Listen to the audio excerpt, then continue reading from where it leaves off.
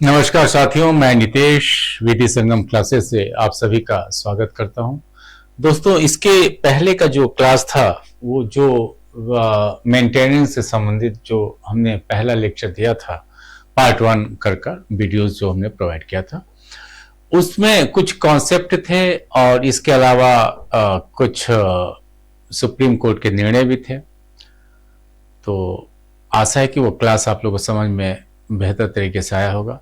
तो अब हम इसका जो सेकेंड पार्ट है वो लेकर चलते हैं, जो कि बेयर एक्ट की भाषा। बेयर एक्ट को हम समझेंगे कि हमारा भारतीय कानून, ठीक है, हमारा जो कानून है, जो इंडियन लॉ है, वो इसके संदर्भ में क्या बातें कर रहा है। ठीक है, तो हमने आपको पहले भी बताया था कि सिविल विधि और क्रिमिनल विधि दोनों में ही इसके लिए आपको प्रोविजन मिलते हैं। ठीक है, तो सिविल विधि में जब हम व्यक्तिगत विधि पढ़ेंगे, चाहे वो मुस्लिम विधि में जब आएंगे शरीयत, इसके अलावा हिंदू विधि जब हम फैमिली लॉ उठाएंगे तो हिंदू विधि में हम सेक्शन हिंदू विवाह अधिनियम की धारा 24, ठीक है, उसके अंतर्गत हम मेंटेनेंस की बात करेंगे। ठीक है, तो अभी फिलहाल जो हम लेकर टॉपिक चल रहे हैं वो किस सब्जेक्ट से संबंधित है, तो भारतीय नागरिक सुरक्षा जो 2023 का नया एक्ट है उसको लेकर, और जो पुराना एक्ट है सीआरपीसी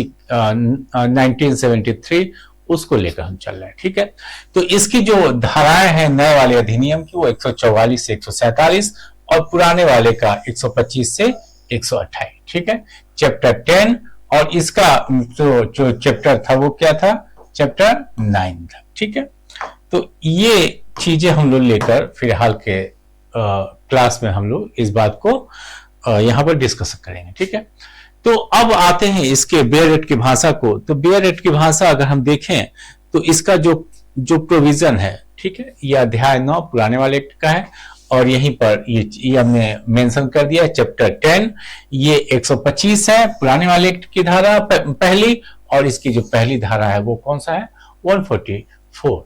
ठीक है, तो यहां पर तीनों लोगों के बारे में प्रावधान है कि किसको किसको आवेदन देने का राइट है या किसके आवेदन पर आदेश दिया जा सकता है। ठीक है, तो पहला, पत्नी पति के खिलाफ आदेश प्राप्त कर सकती है। संतान अपने माता पिता के खिलाफ आवेदन देकर आदेश प्राप्त कर सकते हैं, और माता और पिता, ठीक है, ये अपने संतान के खिलाफ, याद रखिएगा संतान, ठीक है, तो संतान के खिलाफ ऐसा वो आदेश प्राप्त कर सकते हैं। ठीक है, संतान में पिता पुत्र और पुत्री दोनों आते हैं। ठीक है, यहां हमने पहले लेक्चर में आपको पर्याप्त साधन की बात किया था। ठीक है, सफिशिएंट मीन्स क्या होता है, तो सफिशिएंट मीन्स में हमने आपसे कहा था कि ये इसके लिए मात्र ये आवश्यक है कि वो व्यक्ति कमाने योग्य होना चाहिए, यानी कि हाथ पैर उसका सलामत होना चाहिए, मानसिक रूप से स्वस्थ होना चाहिए। ठीक है, ये कोई आवश्यक नहीं है कि उसके पास बहुत अथाह प्रॉपर्टी हो, रहने योग्य मकान हो, वो कुछ भी नहीं करता हो, सड़क पर ही रहता हो, लेकिन वो स्वस्थ हो, यानी कि वो कमा सकता है, चाहे जैसे भी कमाए। ठीक है, मेहनत कर चाहे जिस तरीके से वो कमाए, जब हाथ पैर सही है, मानसिक स्थिति सही है, तो वो व्यक्ति कमा सकता है। ठीक है, ऐसा कानून मानकर चलता है।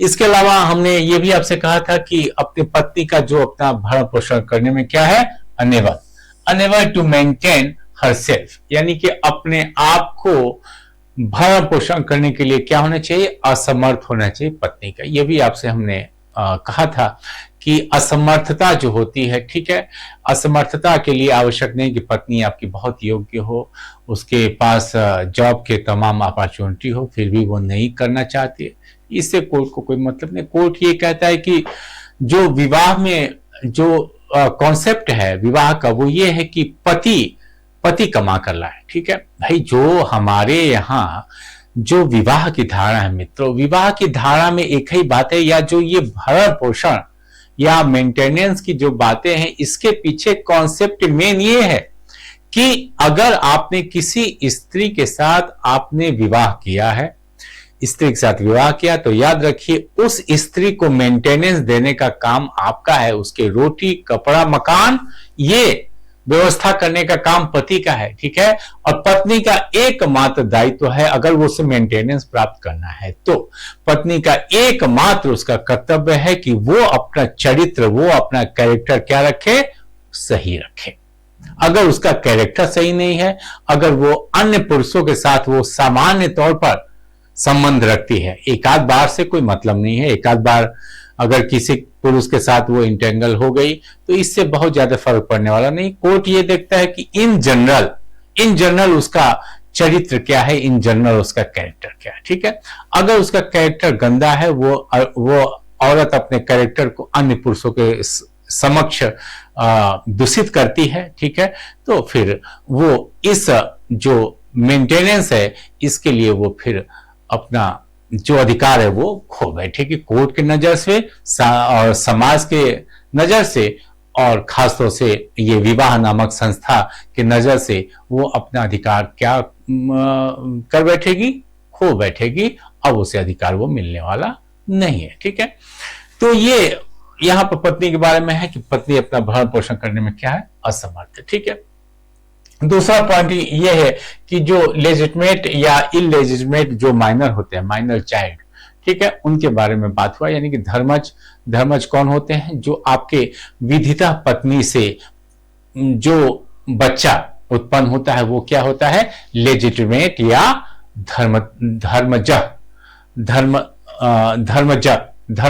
धर्मज इसे आप बोलेंगे, ठीक है, या धर्मतः बोलिए, धर्मज बोलिए, ठीक है। तो जो पत्नी जिससे आपने विवाह किया है, किस तरीके से विधितः विवाह किया है, वही आपका पुत्र, धर्मज पुत्र या लेजिटिमेट पुत्र या संतान कहा जाएगा, ठीक है। और अगर आपने किसी अन्य स्त्री से, यानी कि जो आपकी विवाहित स्त्री है, उस स्त्री से अन्यथा किसी अन्य स्त्री से आपने संबंध बनाया और उससे कोई संतान हुआ, तो वो क्या कहलाता है, अधर्मज संतान कहलाता है, या अधर्मतः संतान आप उसे कहिए, या इलिजिटमेट वो माइनर चाइल्ड कहलाएगा, ठीक है।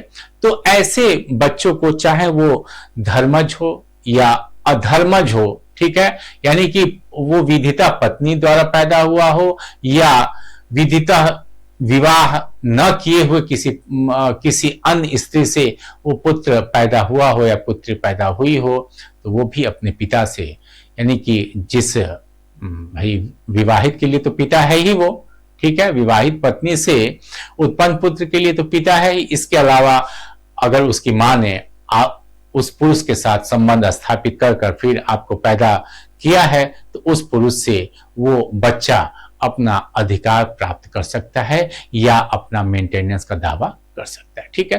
तो याद रखिएगा, जो इलीगल, ठीक है, इलीगल जो शादियां होती हैं, उसमें जो इलीगल तौर पर जो महिला किसी पुरुष के साथ रहती है, उससे संबंध बनाती है, उसे तो मेंटेनेंस का राइट नहीं होगा, ठीक है, वो तो मेंटेनेंस का दावा नहीं कर सकती।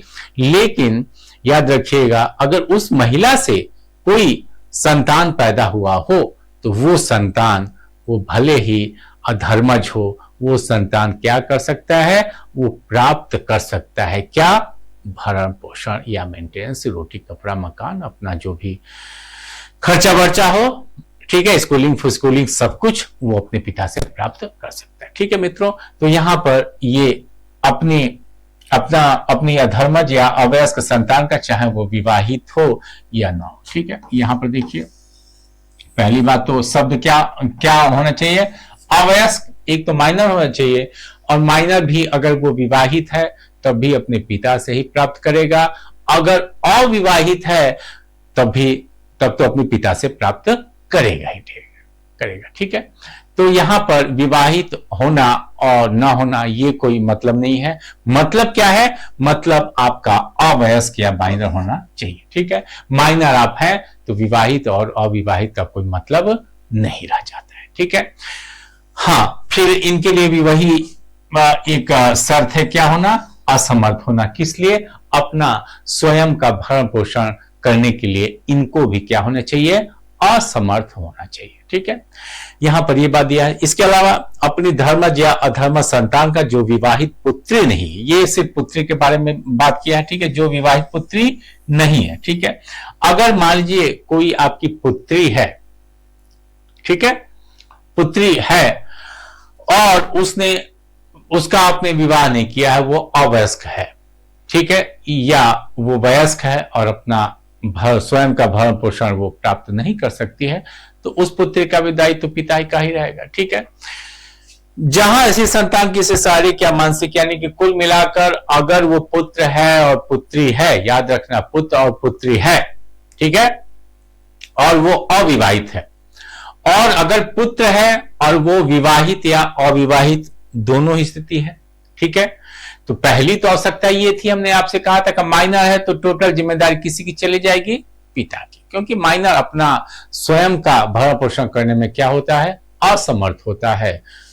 इसी प्रकार असमर्थता किस कारण भी हो सकती है मित्रों, भले वो व्यक्ति मेजर हो चुका है, भले ही ये संतानें जो ऊपर लिखी गई है ये संतानें क्या है, वयस्क हैं, मेजर है, ठीक है, लेकिन भाई माइनर, यहां पर माइनर का तो बोल दिया कि भाई माइनर हो तो अपने पिता से, लेकिन अगर आप मेजर हो और मेजर होने के बावजूद भी आप अपना भरण पोषण करने में असमर्थ, और वो असमर्थता का कारण क्या है, ये शारीरिक है, मानसिक है, असामान्यता है, या क्षति के कारण अपना भरण पोषण, यानी कि वो विकलांग हो गया है, वो जन्मजात क्या है, वो जन्मजात बेचारा पागल है, विक्षिप्त है, और इसके अलावा वो शारीरिक रूप से हाथ पैर उसका काम नहीं करता, ठीक है। तो जो भी अवस्था है कुल मिलाकर शारीरिक या मानसिक या अन्य बीमारियों में वो व्यक्ति अपना स्वयं का भरण पोषण करने में क्या है,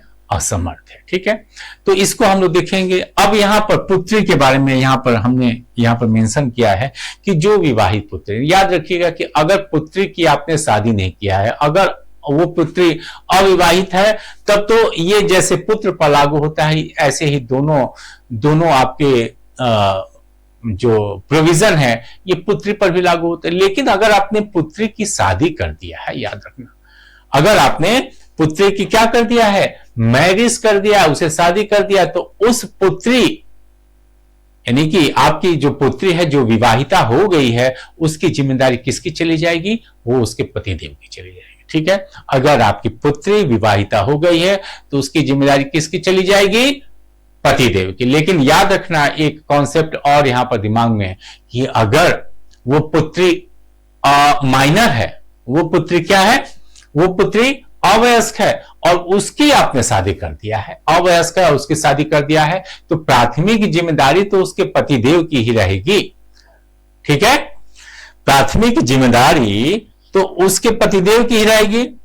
जैसे कि हमने ये कहा कि अगर कोई अवयस्क है, याद रखिएगा अवयस्क, ठीक है, तो अवयस्क, अगर कोई अवयस्क पुत्री के बारे में यहां पर बात किया गया है, ठीक है, अवयस्क पुत्री, ठीक है, तो हमने ये कहा कि अगर वो अवयस्क, यहां पर इस पुत्री का विवाह पहले कर दीजिए, उसके बाद से इसको ज्यादा बेहतर समझिए, ठीक है, विवाह, ठीक है।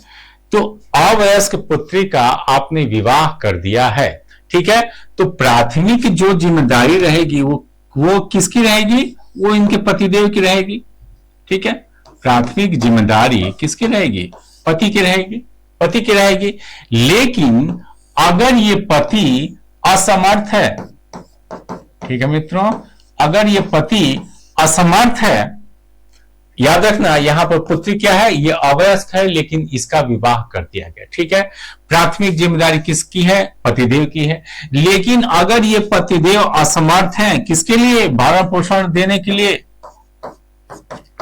भरण पोषण के लिए अगर ये पतिदेव असमर्थ हैं, तो ये जिम्मेदारी किसकी चली जाएगी, पुत्री के पिता की, पुत्री के पिता की जिम्मेदारी चली जाएगी।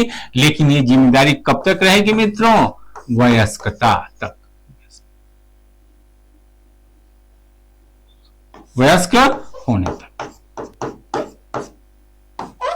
वयस्क होने तक, ठीक है। ये जिम्मेदारी पिता की रहेगी कब तक, वयस्क होने तक, यानी कि जो पुत्री जिसका उसने विवाह किया है उसकी वयस्कता तक ही पिता जिम्मेदारी लेगा, ठीक है। उसके बाद से उसके पति की जिम्मेदारी चली जाएगी। या मान लीजिए पति असमर्थ है तो उसके जो भी जिम्मेदार लोग हैं जिनके पास उसकी प्रॉपर्टी है वो फिर भरण पोषण करेंगे उसका, ठीक है। तो ये यहां पर कॉन्सेप्ट हम लोग समझ जाए। क्लियर है मित्रों? ये तो अब नेक्स्ट देखते हैं क्या है इसका। नेक्स्ट है माता और पिता के बारे में। ठीक है, माता और पिता के बारे में।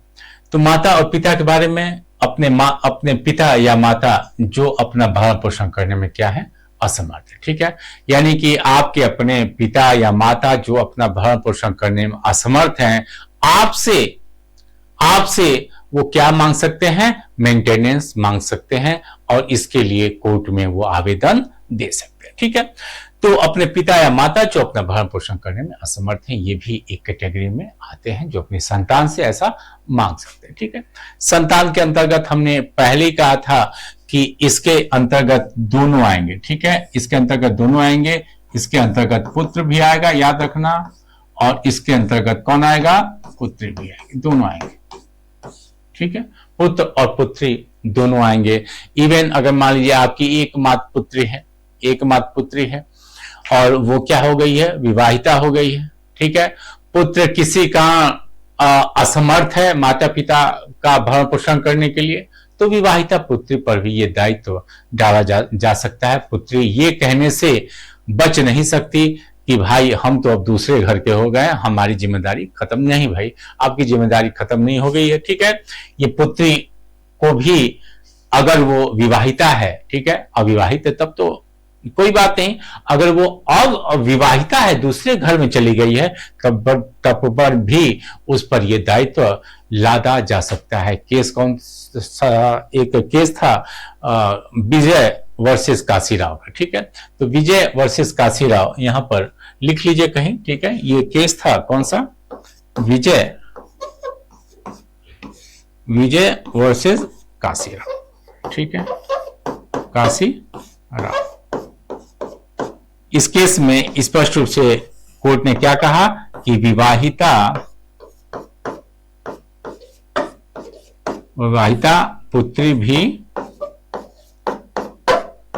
भी दायित्व के अधीन होगी, यानी कि वो भी अपने माता पिता के भरण पोषण के लिए दायित्वाधीन होगी। ठीक है, तो ये बात यहां पर दिमाग में हम लोग रख लें। नेक्स्ट देखते हैं, भरण पोषण करने में उपेक्षा करता है। दो शब्द यहां पर दिया गया मित्रों, एक तो उपेक्षा करना और भरण पोषण से इंकार करना। ठीक है, यानी कि जिस व्यक्ति के खिलाफ आवेदन गया है, उस व्यक्ति के लिए आपको ये आवेदन में दिखाना है कि या तो उसने उपेक्षा किया या तो उसने भरण पोषण करने से इंकार किया। उपेक्षा करना और इंकार करने में अंतर होता है। अगर आप अपनी पत्नी की सामान्य जरूरतों को, या आप अपने बच्चों के समान जरूरतों को, या अपने माता पिता के सामान्य जरूरतों को अनदेखा करते हैं, ठीक है, जानते हैं कि हाँ उसका बच्चे का महीने का खर्च इतना है, या पत्नी का जो घर की स्थिति है, रोटी मकान दूध जो भी है, तमाम तरह की जो घर की जरूरतें हैं वो आप जानते हैं कि इतना पैसा लगता है, फिर भी आप उस पैसे को न देकर दारू पीकर आप उड़ा डालते हैं। ठीक है, तो इस स्थिति में यह माना जाएगा कि आप जानते हुए भी उन जरूरतों को नहीं देते हैं, तो आपने क्या किया है, उपेक्षा किया है। क्या किया है, नेग्लिजेंस। शब्द क्या है गुरु, यहां पर नेग्लेक्ट करना। ठीक है, यानी कि आप जानबूझकर चीजों को क्या करते हैं, नेग्लेक्ट करते हैं। ठीक है, लेकिन अगर ये शब्द रिफ्यूजल आ गया, ठीक है, रिफ्यूजल यानी कि आप चीजों को क्या करते हैं, इनकार करते हैं, यानी डिमांड की गई। उपेक्षा करना में तो व्यक्ति डिमांड नहीं करता, आपको खुद सोचना चाहिए कि बच्चे का महीने का खर्चा इतना है, माता पिता के दवा दारू पर इतना खर्चा हो रहा है, पत्नी के बारे में इतना खर्चा हो रहा है, और फिर भी आप देते नहीं हो। ठीक है, तो ये आपका क्या करना हो जाएगा, उपेक्षा करना हो जाएगा।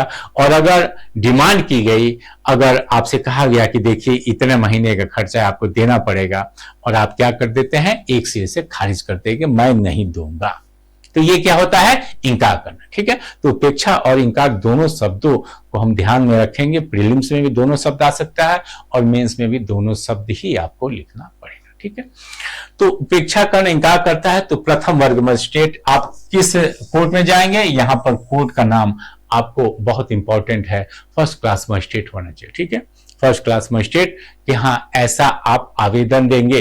ठीक है, और वहां पर ऐसी उपेक्षा या इंकार के साबित हो जाने पर, यानी कि आवेदन जब आप देते हैं तो कोर्ट आपके आवेदन पर तुरंत किसको बुलाएगा? सामने वाली पार्टी को बुलाएगा। ठीक है, याद रखना यहां पर कोई परिवाद नहीं हो रहा है। ठीक है, कंप्लेंट यहां पर नहीं हो रहा है।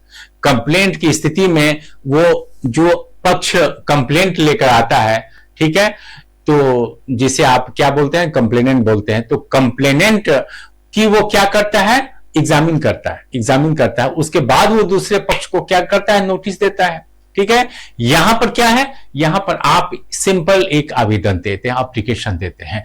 तो जब आप एप्लीकेशन देते हैं तो मजिस्ट्रेट का, फर्स्ट क्लास मजिस्ट्रेट का कार्य क्या होता है कि दोनों पार्टी की उपस्थिति में वो साक्ष्य लेगा। दोनों पार्टी, ठीक है, दोनों पार्टी को बुलाएगा और दोनों की उपस्थिति में उनके बातों को सुनेगा कि क्या आपने ऐसी उपेक्षा या इंकार किया है।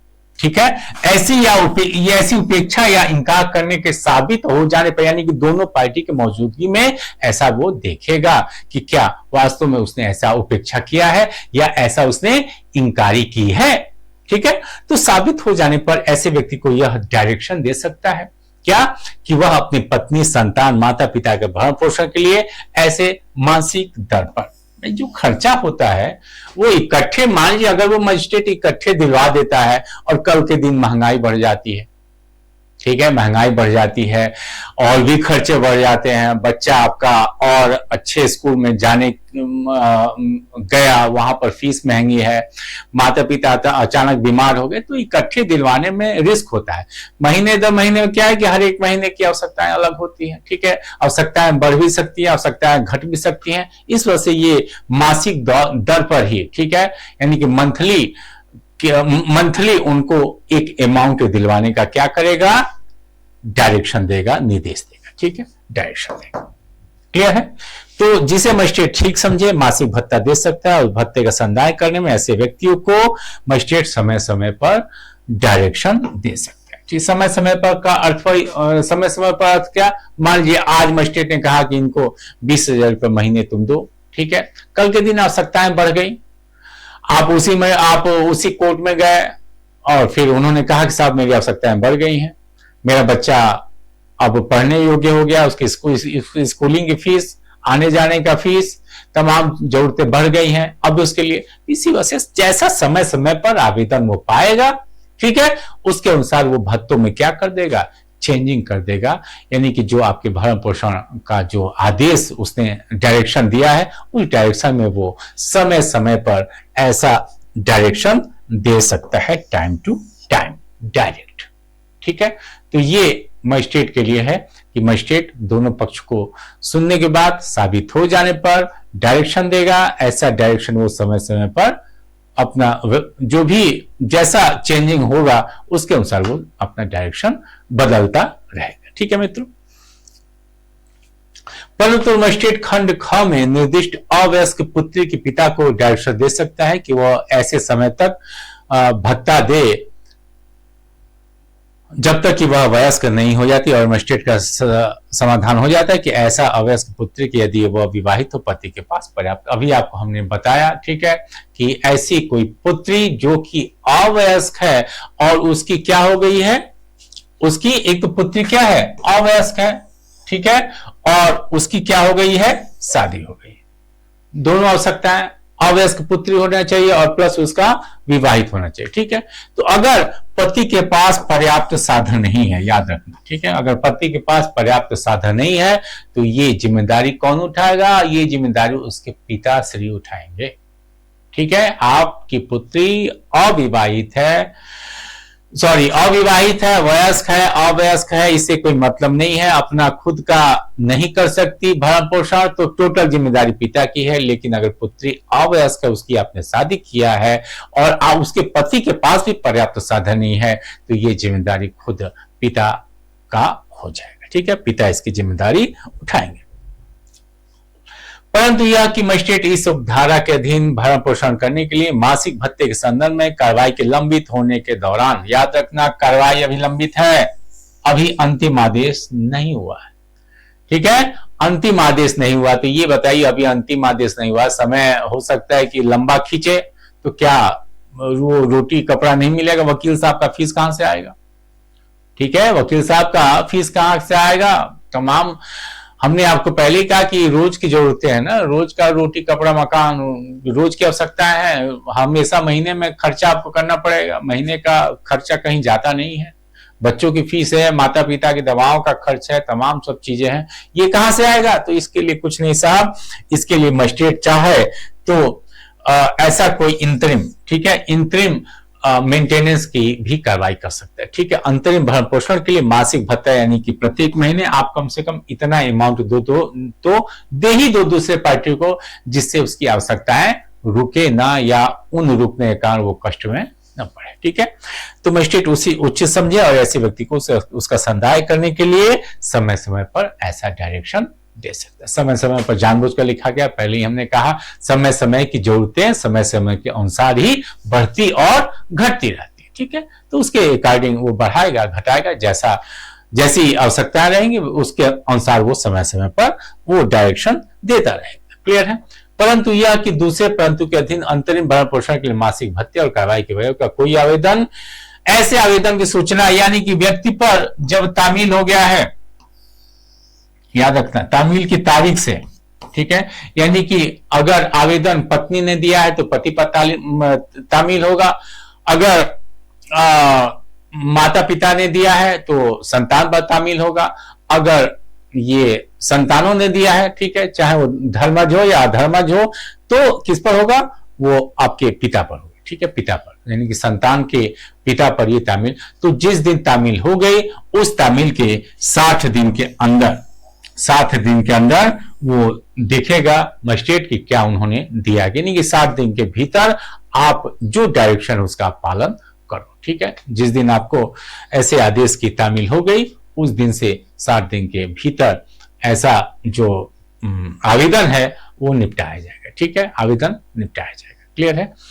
तो ये आवेदन निपटाने का जो समय सीमा है वो 60 दिन है। कब? जब अंतरिम आवेदन का जो नोटिस है ये दूसरी पार्टी पर चला जाता है, ठीक है, उस दिन से 60 दिन के भीतर इस मामले को निपटाया जाएगा, ठीक है।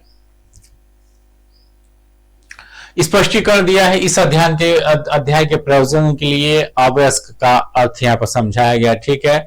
अवयस्क यानी कि वयस्कता अधिनियम 1875 के उपबंधों के अधीन अवयस्क का अर्थ यहाँ पर क्या हुआ कि कम से कम उसने, ये जो अधिनियम है भारतीय वयस्कता, ठीक है, अधिनियम 1875 के तहत उसकी उम्र क्या होनी चाहिए? उसकी उम्र कम से कम कितना होना चाहिए? 18 साल, ठीक है। 18 साल का व्यक्ति, 18 साल का जो उम्र का बच्चा होता है वो वयस्क के अंतर्गत आता है, मेजर माना जाता है, ठीक है। और इसके नीचे का क्या माना जाता है? माइनर माना जाता है।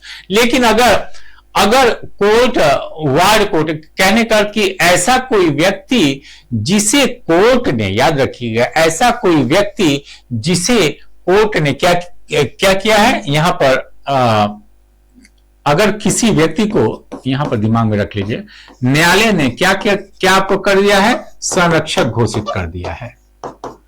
अगर किसी व्यक्ति को न्यायालय ने संरक्षक घोषित किया है किसी व्यक्ति के संदर्भ में, ठीक है, न्यायालय भी भाई प्राकृतिक संरक्षक होते हैं, और दूसरा कोर्ट द्वारा नियुक्त किए गए भी संरक्षक होते हैं कि इस बच्चे के प्रॉपर्टी, इस बच्चे के मेजॉरिटी, इसके मेजर होने तक इसकी देखभाल आप करेंगे, ठीक है। अगर कोर्ट ने किसी व्यक्ति को ऐसा संरक्षक बनाया है, ऐसा कोई गार्जियन बनाया है, ठीक है, तो उस स्थिति में उस जो ये अवयस्क की जो परिभाषा है, जिसको हमने ये कहा कि ये 18 वर्ष से नीचे का व्यक्ति अवयस्क होना चाहिए, ठीक है। तो ये जो 18 वर्ष है ये क्या माना जाएगा? 21 वर्ष, यानी कि 21 वर्ष का व्यक्ति क्या माना जाएगा मित्रों? वो वयस्क माना जाएगा, ठीक है। अगर कोर्ट ने किसी बच्चे के लिए एक संरक्षक नियुक्त किया है तो उस बच्चे की आयु क्या होनी चाहिए? 21 वर्ष के नीचे होना चाहिए, ठीक है। 21 वर्ष के नीचे का व्यक्ति क्या माना जाएगा? अवयस्क माना जाएगा, ठीक है। तो ये यहां पर कॉन्सेप्ट दिमाग में रख लीजिएगा। इसके अलावा पत्नी के अंतर्गत ऐसी पत्नी भी है जिसके पति ने उससे विवाह विच्छेद कर लिया या जिसे अपनी पत्नी से विवाह विच्छेद, कुल मिलाकर शर्त क्या होना चाहिए कि पत्नी जो आपकी आपकी आपकी पत्नी है जो कि आवेदन देती है किसके लिए, भरण पोषण के लिए, ठीक है। तो आवेदन के समय वो क्या होनी चाहिए, वो भले अलग रहे, किसी कारण से अलग रह रही है, वो चाहे यहां पर स्पष्ट रूप से लिखा है क्या कि विवाह विच्छेद कर लिया हो, कोई दिक्कत नहीं, विवाह विच्छेद कर दिया, तलाक उसने दे दिया हो, ठीक है, या जिसने अपने या तो उसके पति ने दे दिया हो या पत्नी ने भी दे दिया हो, ठीक है, दोनों ही दे सकते हैं, एक दूसरे से अलग रहने की अर्जी, क्लियर है। लेकिन शर्त ये होनी चाहिए पत्नी के लिए कि भरण पोषण का जो आवेदन टिकेगा तभी जब ये भी आपको सिद्ध करना पड़ेगा कि साहब हम अलग तो रहते हैं लेकिन अभी हमने रीमैरिज नहीं किया, ठीक है। यानी कि एक तो अलग रहना पहली शर्त, दूसरी शर्त क्या होनी चाहिए आपका पुनर्विवाहित आपका नहीं होना चाहिए, ठीक है। तो ये दोनों शर्तें एक स्त्री के लिए बहुत अनिवार्य है। जो स्त्री क्या चाहती है, भरण पोषण की कार्रवाई कोर्ट से करवाना चाहती है, ठीक है। तो इसका पुनर्विवाह न होना ये एक बहुत ही महत्वपूर्ण शर्त है, ठीक है।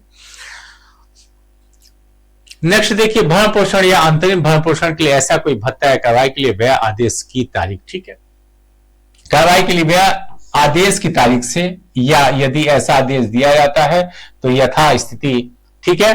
कुल मिलाकर अगर भरण पोषण का कोई भी आदेश दिया जाता है या अंतरिम भरण पोषण का कोई भी आदेश दिया जाता है, कोई भी भत्ता या व्यय जो भी है, ठीक है, जो भी आपके खर्चे हैं वो उसका आदेश दिया जाता है, ठीक है। तो वो कब से माना जाएगा, जिस दिन मजिस्ट्रेट ने क्या दे दिया है, आदेश दे दिया, ठीक है। यानी कि आदेश की तारीख तक जिस दिन उसने अपना लिख दिया है कि आज के तारीख से ये आदेश हम लिख रहे हैं, ठीक है, तो उसी दिन से वो चीजें क्या हो जाएंगी, शुरू हो जाएंगी। यानी कि भत्ता देने का या जो भी फाइनल या इंतरिम जो भी यथास्थिति जो भी हो, ठीक है, वो उस आदेश की तारीख से ही, या मजिस्ट्रेट ये लिख सकता है क्या कि भरण पोषण और कार्रवाई के व्यय के लिए आवेदन की तारीख से, ठीक है। अगर मजिस्ट्रेट की इच्छा है तो लिख सकता है, या तो जिस दिन आदेश दिया उसी दिन से लागू हो जाएंगी, या अगर मजिस्ट्रेट ने लिख दिया है कि जिस दिन आवेदन दिया गया था उस दिन से लागू होंगी तो ठीक है, मजिस्ट्रेट का आदेश है। मजिस्ट्रेट की अगर आदेश ऐसा है तो वो आवेदन के तारीख से वो आपका जो भत्ता है, चाहे वो फाइनल हो चाहे वो इंतरिम हो, दोनों पर ही ये चीजें लागू हो जाएगी, ठीक है।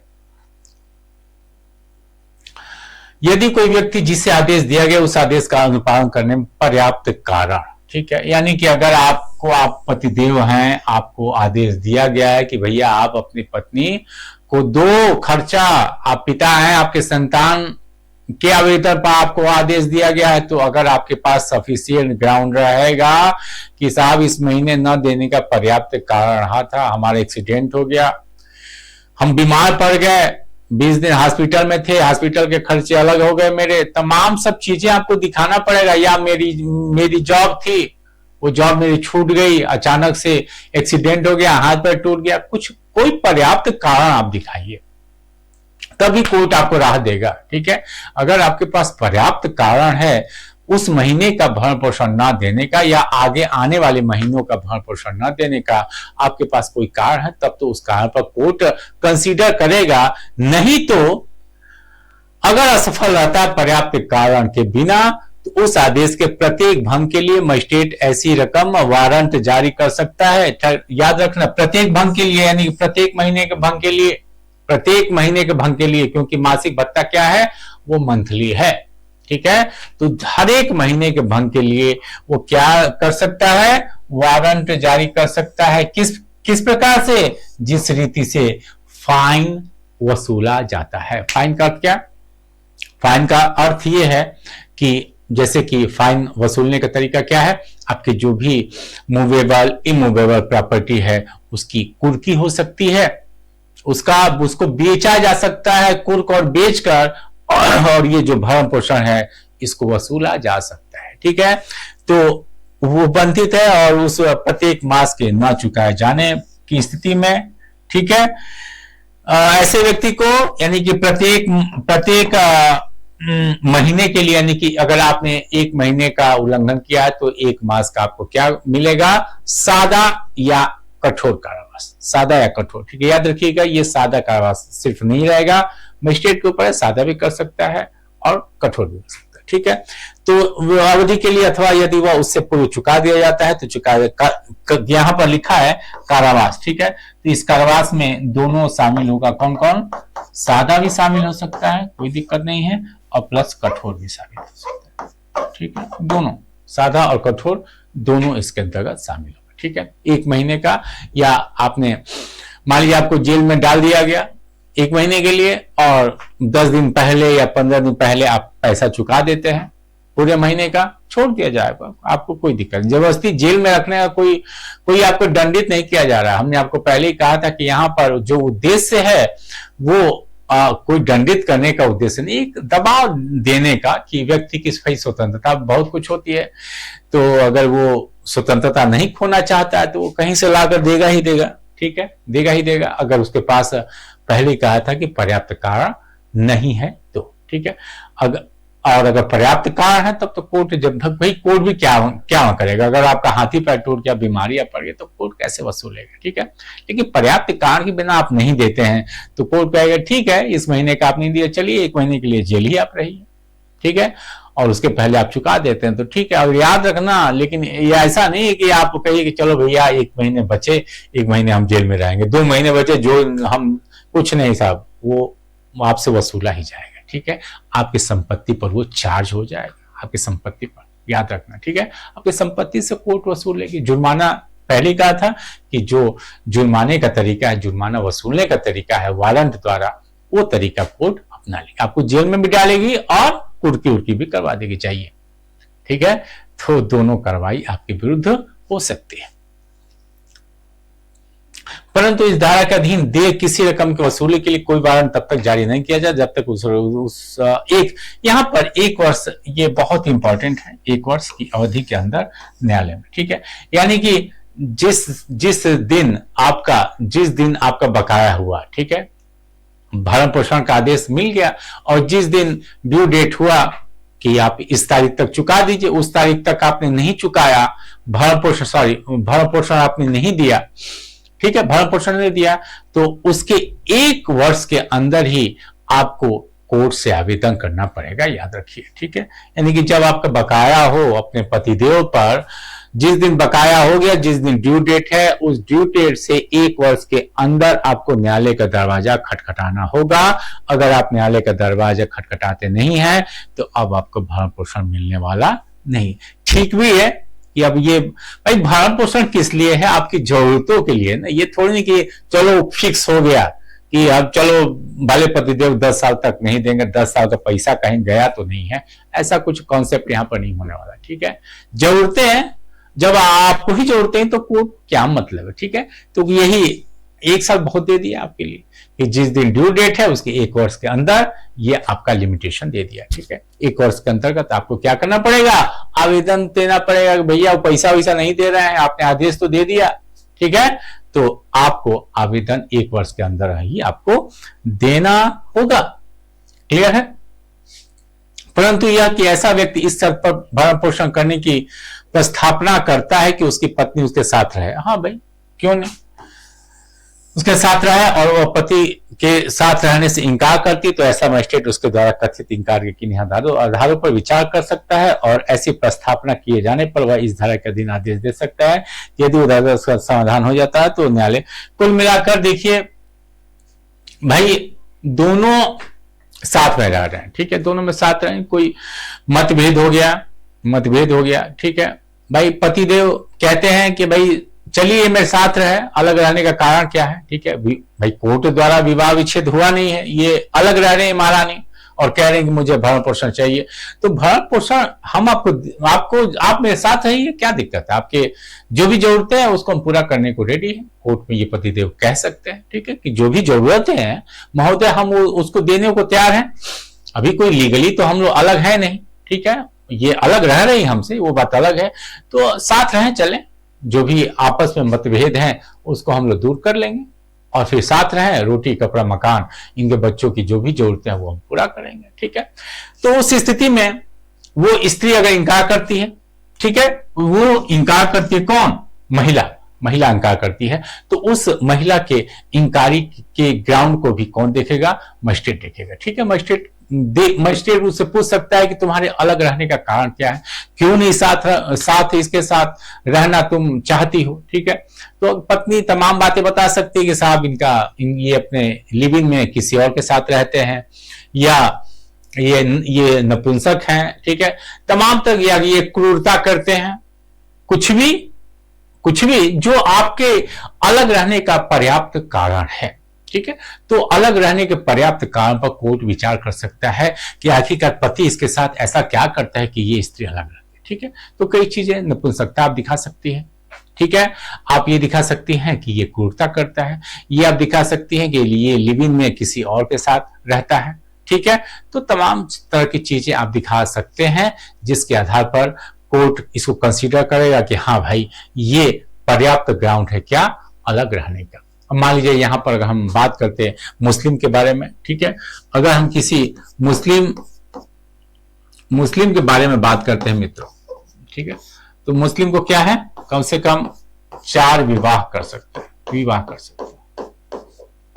ठीक है, मुस्लिम 4 विवाह कर सकता है। ठीक है, अब इसकी जो पहली पत्नी थी, ठीक है, ये भाई साहब दूसरी शादी करते हैं, सेकेंड शादी करते हैं, ये पत्नी क्या ये करती है? ये अलग रहना शुरू करती है। कहती भैया ऐसा है कि तुमको, ठीक है, कानून ने दिया है, तुम्हारे व्यक्तिगत विधि ने दिया है कि तुम 4 शादी कर सकते हो, लेकिन हम नहीं रह सकते तुम्हारे साथ।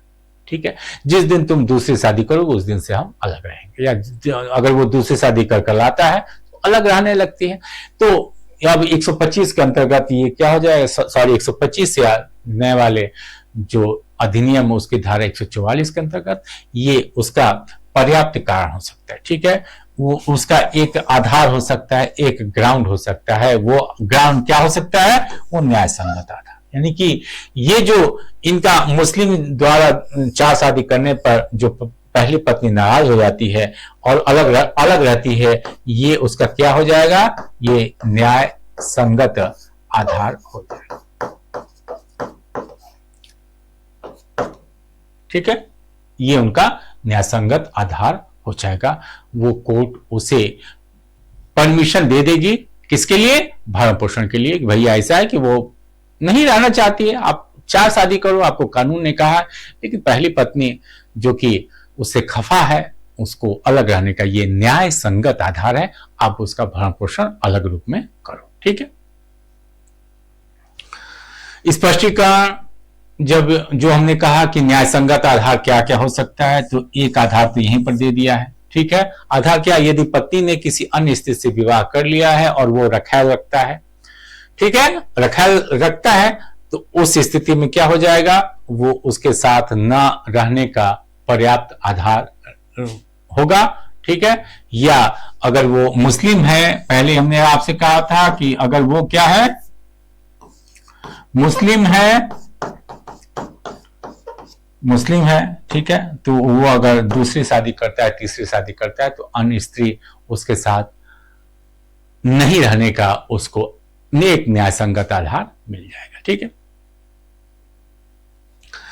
कोई पत्नी अपने पति से इस आधार के अधीन यथास्थिति भरण पोषण या अंतरिम भरण पोषण के वह प्राप्त करने की हकदार नहीं होगी। याद रखिएगा, जिस स्त्री ने भरण पोषण के लिए आवेदन दिया है, तो आवेदन को तो मजिस्ट्रेट साहब देखेंगे, भाई दोनों पार्टी को सुनेंगे ना। हमने पहले ही कहा था कि साबित होने पर ही, उपेक्षा या इंकारी साबित होने पर ही ऐसा आदेश देंगे। ठीक है, तो हकदार कब नहीं होगी? जब दोनों लोग को बुलाते हैं, उनकी बातें सुनते हैं।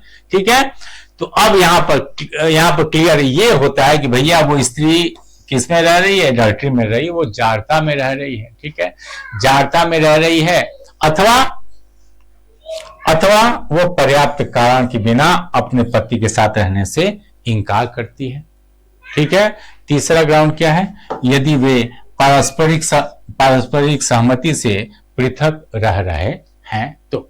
ठीक है ना, तो ये तीनों ग्राउंड अगर वो पति दिखा ले गया, बोला था कि पत्नी और पति को जब मजिस्ट्रेट अपने सामने बुलाता है, जब आवेदन जाता है, ठीक है, दोनों पक्ष को बुलाता है, तो यहाँ पर जो पत्नी का आवेदन है, ठीक है, पत्नी का आवेदन है, वो 3 ग्राउंड पर मजिस्ट्रेट क्या क्या क्या वो कर सकता है, इनकार कर सकता है, कह सकता है कि नहीं, आपका जो आवेदन है ये हम मानने वाले नहीं है, ठीक है। पहला क्या, पहला जाड़ता यानी कि एडल्ट्री में रहना, ठीक है, वो महिला किस स्थिति में रह रही है, वो एडल्ट्री में रह रही है, ठीक है, इज लिविंग इन एडल्ट्री, यानी कि वो किसी अन्य पुरुष के साथ, जिस पुरुष के साथ उसका विवाह हुआ है, उस पुरुष से अन्यथा वो किसी अन्य पुरुष के साथ रह रही है एडल्ट्री में, ठीक है। तो उस स्थिति में उन्हें मिलने वाला नहीं है ये भरण पोषण, ठीक है, यानी कि आप तब मेंटेनेंस आप अपने पति से प्राप्त नहीं कर सकते, ठीक है। लेकिन ये जाड़ता या जो ये एडल्ट्री है मित्रों, ये हमें कोर्ट ये देखेगा कि इन जनरल वो एडल्ट्री में रह, एक आध बार अगर उनके कदम बहक भी गए, ठीक है, तो उस स्थिति में कोर्ट बहुत कुछ इस पर कंसीडर नहीं करे, लेकिन उसे दिखाना पड़ेगा कि इन जनरल यानी कि इनकी आदत पड़ चुकी है कि अन्य पुरुषों के साथ ये रहती हैं, तो हम पैसा देने में असमर्थ हैं और कोर्ट उसे बात भी नहीं करेगा, ठीक है। पहला ग्राउंड ये। दूसरा ग्राउंड ये कि वो पर्याप्त कारण के बिना अपने पति के साथ अलग रह रही है, ठीक है, यानी कि कोई ऐसा रीजन नहीं है भाई, सामान्य तौर पर पति पत्नी में आपस में रकझक होता ही रहता है, ठीक है, लेकिन अगर कोई गंभीर लड़ाई नहीं हुई है, गंभीर क्रूरता नहीं हुई है, या पति एक अच्छे चरित्र का व्यक्ति है, ठीक है, तो ये कोई ग्राउंड नहीं है कि हमारे बीच छोटी छोटी बातों पर लड़ाई होती है, ठीक है, तो ये तो घर घर की कहानी है, ठीक है। तो सिर्फ इस ग्राउंड पर पत्नी अलग रहकर और दावा करे कि पति मेरा गुजारा भत्ता करे, तो वो गुजारा भत्ता करने वाला नहीं है, ठीक है। इसके अलावा यदि वे पारस्परिक सहमति से क्या रह रहे हैं, पृथक, यानी कि दोनों भाई अपना कमा हुआ आदमी है, ठीक है, दोनों कह रहे हैं यार ठीक है, हम लोग आपस में भैया रोज के कलह से अच्छा है, रोज हम लोग में छोटी छोटी बातों में लड़ाई होती रहती है, तो हम लोग प्रेम से अलग रहते हैं, कोई दिक्कत है तो प्रेम से आप अलग रहो, कोई दिक्कत नहीं, ठीक है। तो अगर पारस्परिक सहमति से दोनों अलग रहते हैं, ठीक है, यानी कि कोर्ट का कोई प्रोसीजर यहाँ पर नहीं चला है, ठीक है, कोर्ट का विवाह विच्छेद नहीं हुआ, अपने आप से वो अलग रह रहे, वो अलग रह रहे, ठीक है, तो अलग अलग रहो, तो उस स्थिति में भी आपको भरण पोषण देने से कोर्ट इनकार कर देगा, ठीक है। तो ये तीनों ग्राउंड दिमाग में रखना है, क्योंकि प्रीलिम्स में भी आता है, ठीक है, 4-5 ग्राउंड देगा, इसमें ये 3 ग्राउंड भी आपके रहेंगे, ठीक है। मजिस्ट्रेट यह साबित होने पर आदेश को रद्द कर सकते हैं कोई पत्नी जिसके पक्ष में इस धारा के अधीन आदेश दिया गया जाड़ता की दशा में रह रही है, अथवा पर्याप्त कारण के बिना अपने पति के साथ रहने से इंकार करती है, अथवा वे पारस्परिक सहमति से पृथक रह सकते हैं। कहने का अर्थ कि यहां हमने देखा, यहां ये जो कार्रवाई मित्रों याद रखना, ये आवेदन यहां पर दिमाग में रखना, ठीक है, ये आवेदन की शुरुआती,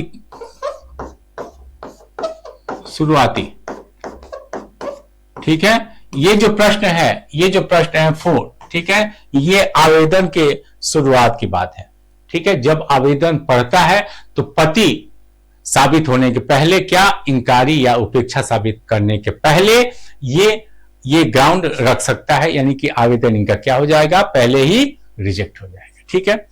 लेकिन जो नेक्स्ट दिया है ये 5, ठीक है, ये 5 क्या है, ये आदेश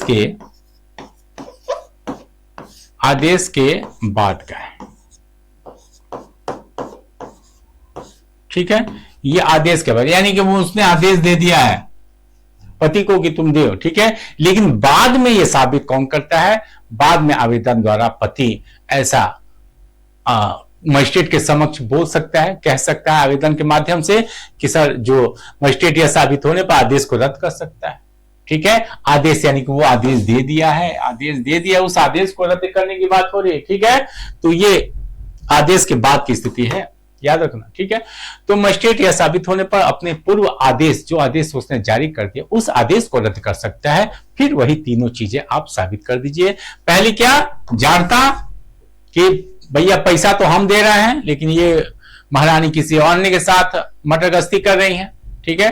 तो इस स्थिति में जाड़ता एडल्ट्री साबित कर दीजिए, ठीक है, कि पैसा मेरा और मजा ये किसी अन्य के साथ इनका चल रहा है, ठीक है, या ये इनका कैरेक्टर इस प्रकार का है कि ये अन्य पुरुषों के साथ संबंधों में है, ठीक है। तो जाड़ता की दशा आप साबित कर दीजिए। दूसरा वही पर्याप्त कारण के बिना, ठीक है, कि हमारे बीच जो एक अंडरस्टैंडिंग थी, ठीक है, उसमें हमने सुधार लाया। किसी अन्य स्त्री के साथ लिविंग में मैं रह रहा था, जिसके आधार पर आपने ये ग्राउंड दिया था, अब वो रखेल को हमने हटा दिया, अब मैं एक अच्छा जीवन जीना चाहता हूं इनके साथ, ठीक है, फिर भी ये मेरे साथ नहीं रहना चाहती हैं, तो पर्याप्त कारण के साथ ये इनकार करती है, अथवा वो पारस्परिक सहमति से पृथक रह रहे हैं, ठीक है। तो इस स्थिति में भी वो आदेश को रद्द कर सकता है। तो ये 3 ग्राउंड आदेश के पहले भी आप दिखा सकते हैं जब आवेदन पड़ता है, और जब उसने आदेश दे दिया है उसके बाद भी इन्हीं तीनों ग्राउंड पर आप आदेश को रद्द भी आप करवा सकते हैं, ठीक है, कैंसिल भी करवा सकते हैं। प्रक्रिया दिया है धारा 126 और नए वाले अधिनियम में धारा 145, ठीक है, 145 और 126 में ऐसी प्रक्रिया दी गई है। तो उसी जिले में ऐसा आवेदन जाएगा जहां पर वो है, यानी कि जहां वह है, कहने का उसका निवास स्थान नहीं है भाई, कारोबार के सिलसिले में आता जाता है, वहां उस जिले में उस स्थान पर आता जाता है, ठीक है, तो वहां भी आप आवेदन कर सकते हैं जहां पर वो नौकरी करता है, आता जाता है, लाभ के संदर्भ में, कारोबार के संदर्भ में आता जाता है, ठीक है। तो शब्द ये है जहां वह है, यानी कि ये चीज क्या हो सकती है, ये चीज अस्थायी भी हो सकती है, ठीक है, ये अस्थायी हो सकती है, ठीक है। अस्थायी तो होना यहां पर आवश्यक नहीं है। इसके अलावा जहां वो रह रहा है, यानी कि जहां उसका निवास स्थान है, उसकी पत्नी का निवास स्थान है, या अंतिम बार वो अपनी पत्नी के साथ या अपने अधर्मज संतान की माता के साथ, ठीक है, अपनी पत्नी के साथ रहा हो, या जो ये आपकी अधर्मज माता, यानी कि अगर उसके अधर्मज पुत्र ने ऐसा पिता के खिलाफ आवेदन दिया है, तो उस समय वो कोर्ट यहां पर तय किया जाएगा कि कब वो उस अधर्मज माता के साथ अंतिम बार निवास किया है, ठीक है। तो ये यहां पर आपको दिखाना पड़ेगा कि इस कोर्ट को हमारे आवेदन को सुनने की क्या है, क्षमता है, इसे ये अधिकार दिया गया है, ठीक है मित्रों। मतलब कि कोर्ट का यहां पर निर्धारण हो गया कि कौन सा कोर्ट इस आवेदन को सुनेगा, ठीक है, जुरिडिक्शन की बात हो रही है, ठीक है।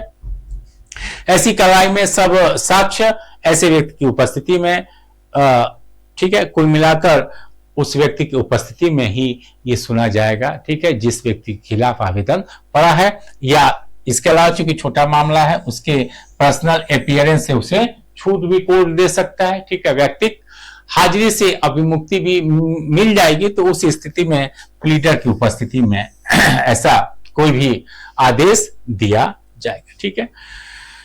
तो खासतौर से समन मामले में आप जानते हैं, समन मामले या जो समन मामलों में भी जो छोटे मामले होते हैं, वहां पर व्यक्ति की उपस्थिति से उसे छूट दी जा सकती है और उसके बिहाफ पर उसका प्लीडर देख सकता है मामले को, ठीक है।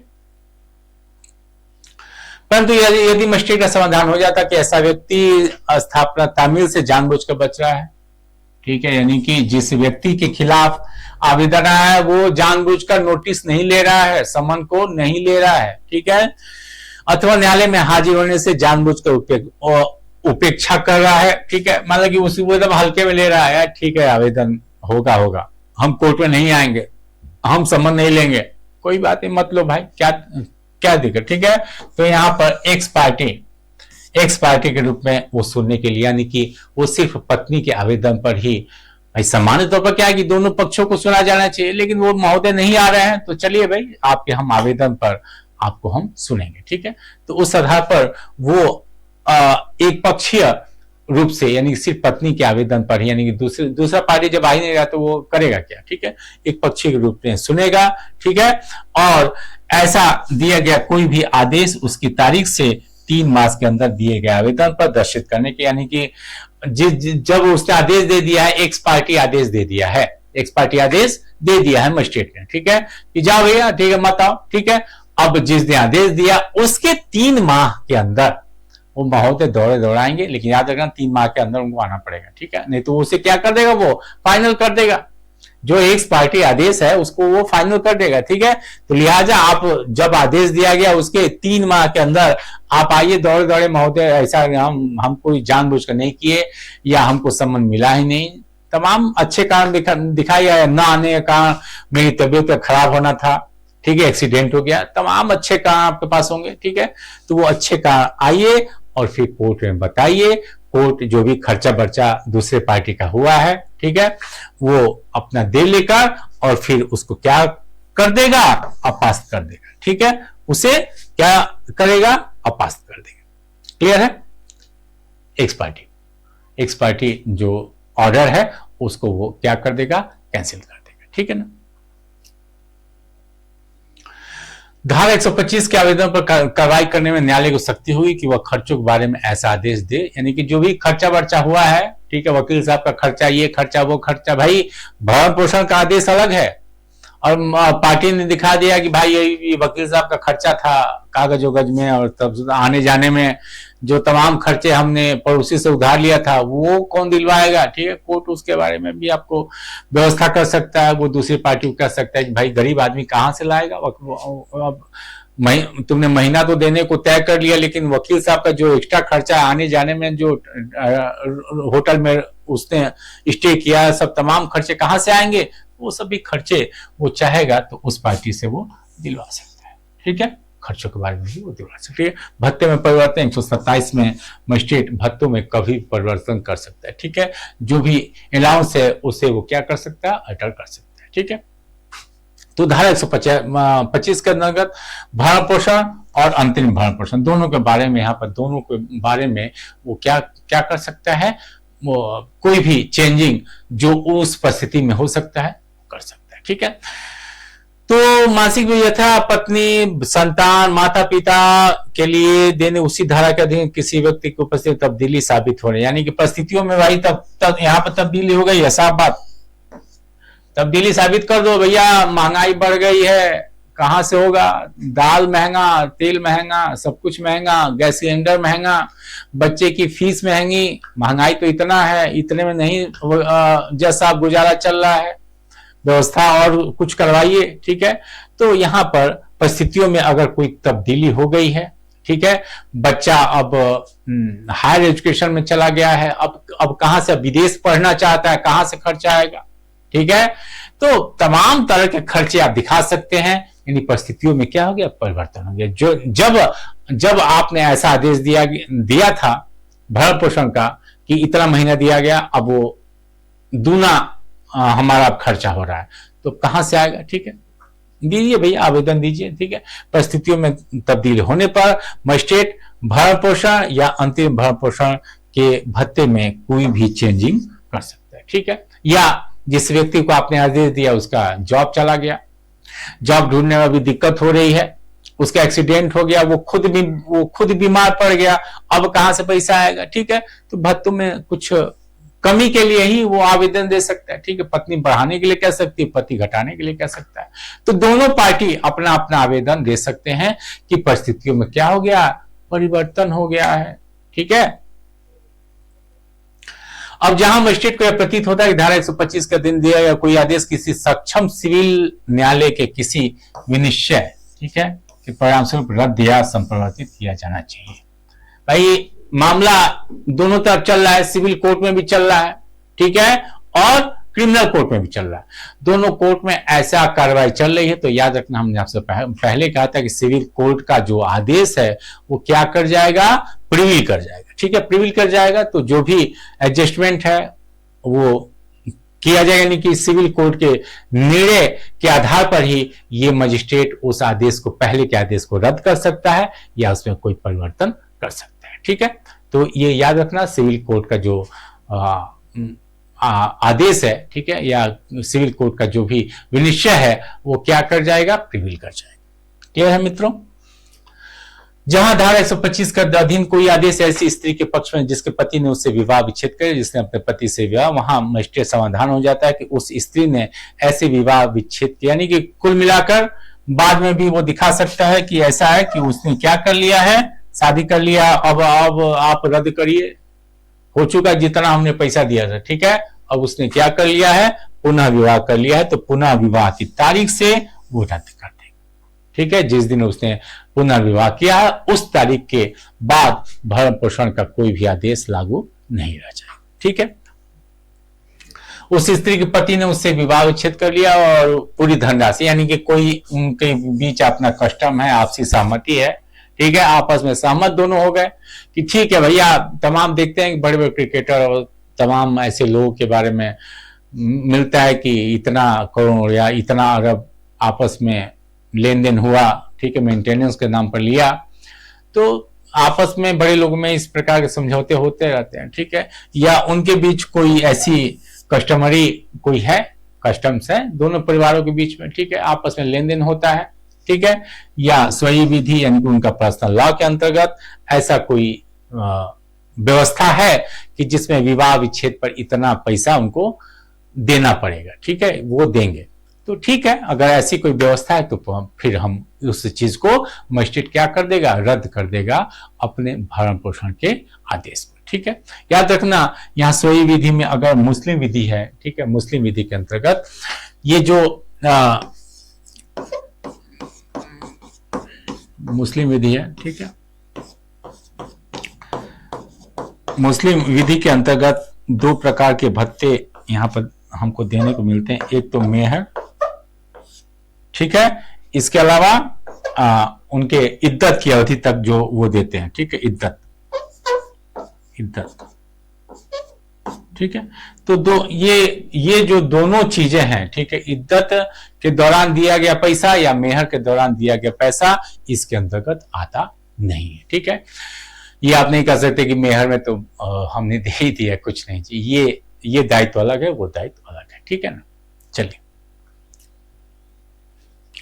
तो उस दशा में जो धनराशि आपको मिल गई है, जब धनराशि मिल गई है तो उस तारीख से क्या कर देगा, रद्द कर देगा। ठीक है, तो किसी अन्य दशा में उस अवधि की यदि कोई हो जिसके लिए पति द्वारा उस स्त्री को वास्तव में भरण पोषण दिया गया था, समाप्ति की तारीख से रद्द कर सकता है। ठीक है, समाप्ति की तारीख से रद्द कर सकता है। क्लियर, यानी कोई अन्य दशा हो, ठीक है, तो समाप्ति की तारीख यानी कि पति द्वारा उस स्थिति को वास्तव में भरण पोषण दिया गया है तो उस समाप्ति की तारीख से वो ऐसा रद्द कर सकता है। ठीक है मित्रों, तो ये आपका इंपॉर्टेंट है। ठीक है, इसके अलावा यहां पर सबसे महत्वपूर्ण ये है कि स्वेच्छा से अभ्यर्पण कर दिया, सरेंडर कर दिया। ठीक है, ये अधिकार स्त्री का है, ये अधिकार स्त्री का है। ठीक है, स्त्री बहुत अभिमानी कह रहा है तुम्हारा हमको भीख हुकनी चाहिए। क्लियर बात, भाई नहीं चाहिए तो क्या आप कर लेंगे। ठीक है, तो वो उसका अधिकार है और वो अधिकारों को खुद छोड़ना चाहती है तो ठीक है, वो सरेंडर कर दे। ठीक है, वो कोर्ट में कह सकती है कि अब इसका भीख मुझे चाहिए नहीं। ठीक है, हमारे पास पर्याप्त है, हम पर्याप्त कमा सकते हैं, अब इसके भरण पोषण पर हम डिपेंड नहीं रहना चाहते। स्वाभिमान जग गया बेचारी का। ठीक है, तो उस स्थिति में वह आदेश की तारीख से क्या कर देगा, रद्द कर देगा। ठीक है, सरेंडर कर दिया, कोर्ट आदेश देगा कि हाँ भैया आज से ये रद्द हो गया। अच्छा, ठीक है ना, तो सरेंडर भी स्त्री कर सकते हैं, याद रखिएगा। क्लियर है मित्रों,